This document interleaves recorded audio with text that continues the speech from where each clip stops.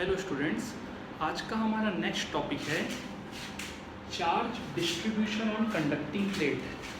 मतलब अगर conducting plate में हम लोग चार्ज देते हैं तो वो चार्ज कैसे डिस्ट्रीब्यूट होता है ये हमको देखना है। ठीक है, इमेजिन करो ये हमारा कंडक्टिंग प्लेट है। इसमें कितने सरफेस है टोटल? एक फ्रंट सरफेस और एक बैक सरफेस, दो सरफेस हैं। ठीक है, अगर आप इस प्लेट को साइड से देखोगे तो कैसा दिखेगा? अगर किसी कंडक्टिंग प्लेट को साइड से देखोगे तो रेक्टेंगल दिखेगा।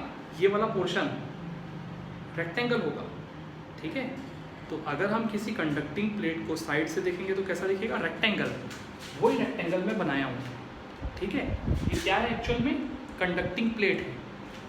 अगर इस कंडक्टिंग प्लेट को मैं क्यू चार्ज देता हूँ, मतलब ये हमारा कंडक्टिंग प्लेट है, इसमें हम लोग कितना चार्ज दिए? Q। अगर इस कंडक्टिंग प्लेट को हम लोग Q चार्ज देंगे तो क्या होगा? आधा चार्ज फ्रंट में चला जाएगा और आधा चार्ज बैक में चला जाएगा। होगा? कंडक्टिंग प्लेट को अगर हम लोग चार्ज देंगे तो चार्ज फ्रंट में भी चला जाएगा और बैक में भी चला जाएगा। तो इस चार्ज का आधा हिस्सा मतलब Q/2 फ्रंट में चला जाएगा और Q/2 बैक में चला जाएगा। तो एक इम्पॉर्टेंट चीज़ क्या समझ में आया? अगर हम लोग कंडक्टिंग प्लेट को चार्ज देते हैं तो चार्ज का आधा हिस्सा फ्रंट में चला जाएगा और आधा हिस्सा बैक में चला जाएगा। समझ में आया? आप लोग इतना नोट करो, फिर मैं आपको बताता हूँ आगे के पॉइंट्स। ओके स्टूडेंट्स, अब इसी में एक और क्वेश्चन है मेरा। ये पॉइंट है, ठीक है, P पॉइंट है, मान लेते हैं R डिस्टेंस पे। इस पॉइंट पे इलेक्ट्रिक फील्ड निकालना है।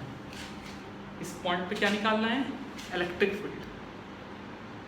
कैसे निकालेंगे आप लोग सोचो, फिर मैं बताता हूँ।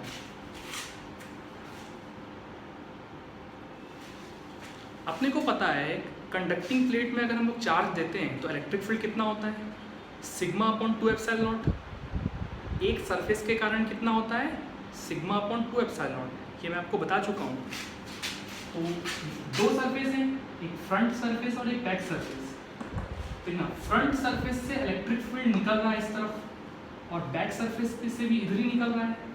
तो इलेक्ट्रिक फील्ड जो होगा, electric field due to front plus electric field due to back. Plus क्यों हो रहे हैं दोनों? क्योंकि दोनों का डायरेक्शन सेम है। और फ्रंट या बैक के कारण इलेक्ट्रिक फील्ड कितना होता है? σ/2ε0। तो σ/2ε प्लस इसके कारण भी σ/2ε। सॉल्व करेंगे तो क्या हो जाएगा? σ/ε। और सिग्मा क्या है? Charge density. सिग्मा क्या है? Charge density. चार्ज डेंसिटी मतलब चार्ज कैसे फैला हुआ है। कोई भी एक सरफेस में चार्ज कितना है? इस सरफेस में चार्ज है Q/2 और इस सरफेस का एरिया कितना है? A। तो सिग्मा क्या हो जाएगा? Q/2A। समझ में आया? सिग्मा क्या होता है? चार्ज डेंसिटी, मतलब चार्ज पर यूनिट एरिया। इस एरिया, ये वाले का एरिया कितना है? A, और ये वाले का सरफेस का में चार्ज कितना है? Q/2। तो सिग्मा की जगह क्या लिख सकते हैं? Q/2A divided by epsilon. तो ये इलेक्ट्रिक फील्ड होगा। ठीक है, आप लोग नोट करो। फिर इसमें दूसरे टाइप के प्रॉब्लम्स कैसे रहते हैं वो मैं आपको बताता हूँ।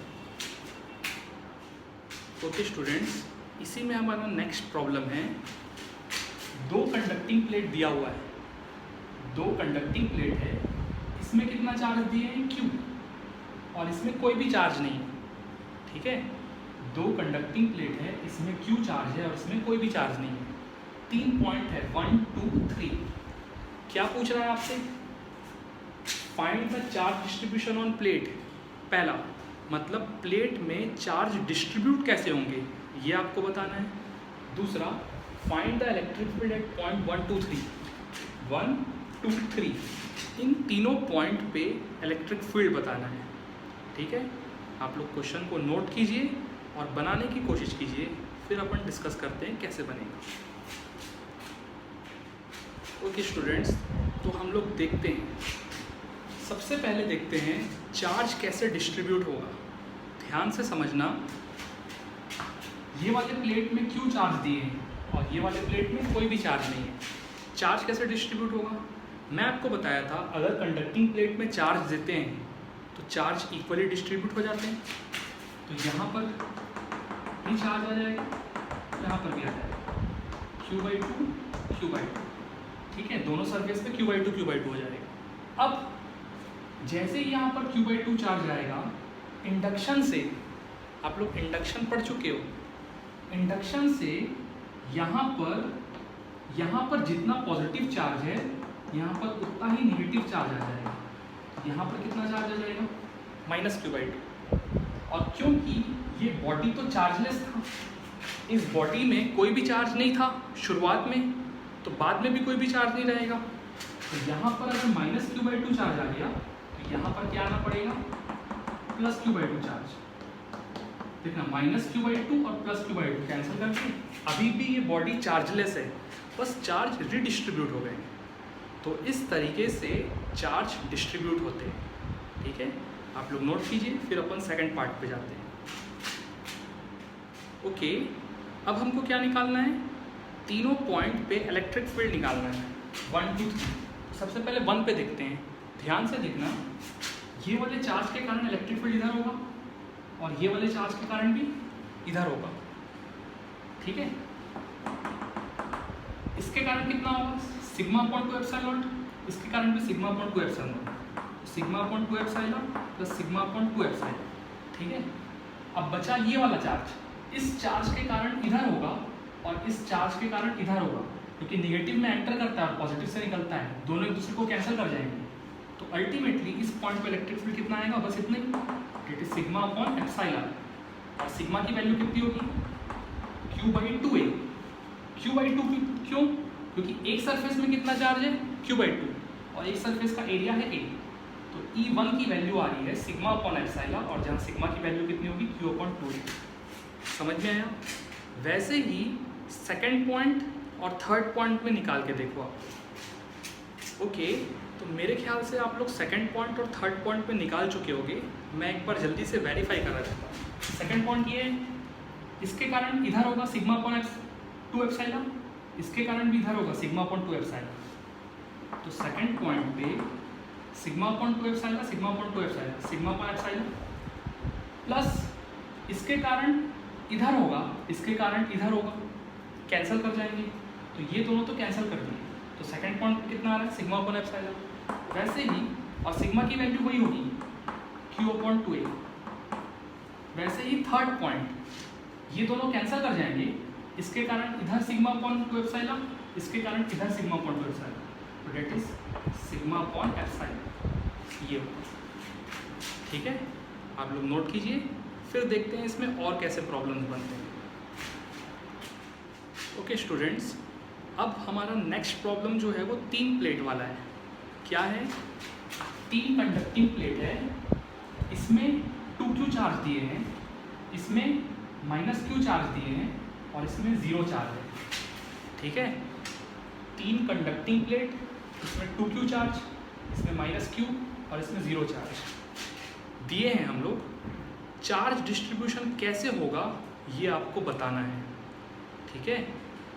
तो अगर 3 प्लेट वाला प्रॉब्लम है या 2 प्लेट, 2 या 2 से ज़्यादा प्लेट वाला प्रॉब्लम है, तो हम लोग एक टेक्निक लगा सकते हैं, ठीक है। ये टेक्निक क्या है, ध्यान से समझना। चार्ज डिस्ट्रीब्यूशन निकालना है ना, करना क्या है, टोटल कितने चार्ज है, इसमें 2Q, इसमें -Q और इसमें 0, तो टोटल कितने चार्ज हुए, 2Q और -Q, Q चार्ज। मतलब तीनों प्लेट में मिला के टोटल कितने चार्ज है, Q। तो जितने भी टोटल चार्ज होंगे उसका आधा, टोटल कितना चार्ज है, Q, तो Q का आधा Q/2।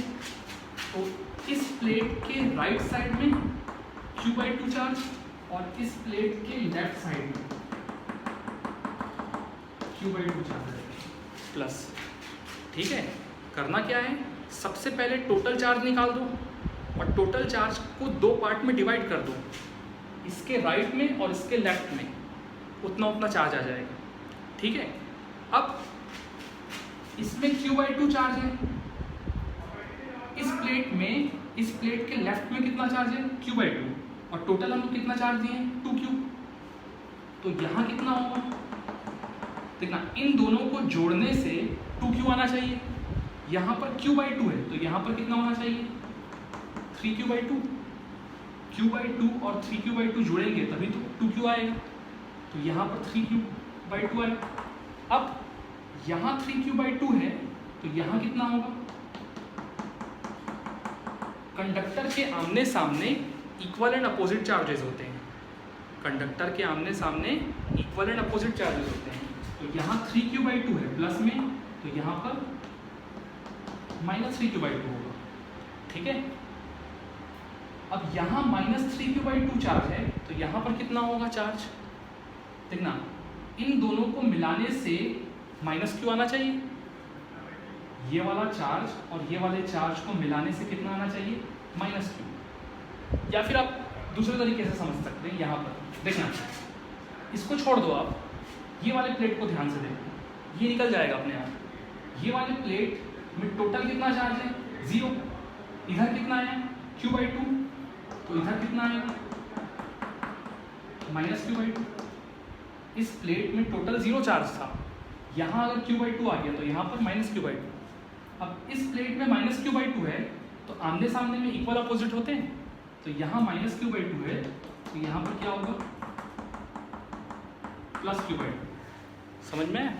अब आप लोग देख सकते हो, वेरीफाई भी कर सकते हो अपने आंसर को। इन दोनों को जोड़ने से ये आ रहा है, इन दोनों को जोड़ने से -3Q/2 + Q/2, इन दोनों को जोड़ेंगे तो ये आ रहा है। वैसे ही इन दोनों को जोड़ेंगे तो ये आ रहा है -Q/2 और +Q/2 कैंसल 0। तो हम लोग इसको वेरीफाई भी कर सकते हैं। आया समझ में? मैं एक और प्रॉब्लम देता हूँ तो उसको आप लोग सॉल्व करना, तो अच्छे से क्लियर हो जाएगा। आप लोग नोट कीजिए। ओके स्टूडेंट्स, आपका नेक्स्ट प्रॉब्लम है, 4 कंडक्टिंग प्लेट है, इसमें हम लोग चार्ज दिए हैं 2Q, इसमें 3Q, इसमें -Q, इसमें 4Q, ठीक है। आपको चार्ज डिस्ट्रीब्यूशन निकालना है, वही टेक्निक यूज़ करना जो हम लोग पिछले प्रॉब्लम में किए थे, ठीक है। आप लोग बनाने की कोशिश कीजिए, फिर अपन डिस्कस करते हैं कैसे बनेगा। ओके स्टूडेंट्स, तो मेरे ख्याल से आप लोगों से ये प्रॉब्लम बन गया होगा। एक बार आप लोग वेरीफाई कर लीजिए करेक्ट आंसर क्या होगा। मैं आपको क्या टेक्निक बताया था, सबसे पहले टोटल कितना चार्ज है ये देख लो, 2Q और 3Q 5Q -Q 4Q, 4Q और 4Q 8Q, मतलब चारों प्लेट मिला के कितने चार्ज हैं 8Q, 8 का आधा 4Q। तो आधे चार्जेस को यहाँ पर और यहाँ पर दे दो, तो यहाँ पर कितना चार्ज आ गया 4Q, यहाँ पर 4Q हो गया। अब आगे बढ़ते हैं, देखना इस प्लेट में टोटल 4Q चार्ज है और यहाँ पर कितना चार्ज आ गया 4Q, तो यहाँ पर कितना आएगा 0। इन दोनों को मिलाने से 4Q आना चाहिए, यहाँ पर 4Q आ गया तो यहाँ पर 0 आएगा, यहाँ 0 तो यहाँ भी 0, क्योंकि इक्वल कंडक्टर के आमने सामने इक्वल और अपोजिट चार्ज होते हैं, ये कंसेप्ट है। यहाँ 0 तो यहाँ 0, यहाँ 0 तो यहाँ -Q, क्यों? क्योंकि इन दोनों को मिलाने से ये आना चाहिए, यहाँ -Q तो यहाँ +Q, यहाँ Q देखना तो यहाँ 2Q होना पड़ेगा, क्योंकि इन दोनों को जोड़ने से 3Q आना चाहिए, तो यहाँ पर 2Q और यहाँ 2Q तो यहाँ पर -2Q, क्योंकि इक्वल कंडक्टर के आमने सामने इक्वल और अपोजिट चार्ज होते हैं। आप लोग देख सकते हो, लास्ट वाले को आप वेरीफाई कर सकते हो, 4Q और -2Q कितने बचे 2Q है, इसमें 2Q चार्ज। तो इस तरीके से चार्जेस रिडिस्ट्रीब्यूट होते हैं, ठीक है। आप लोग नोट कीजिए।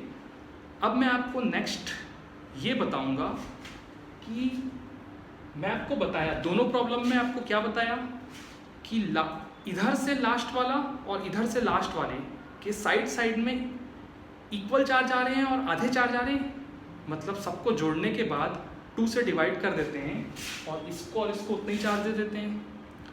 ऐसा क्यों हो रहा है, इसका अपन डेरिवेशन देखेंगे। ठीक है, आप लोग इसको पहले नोट कीजिए।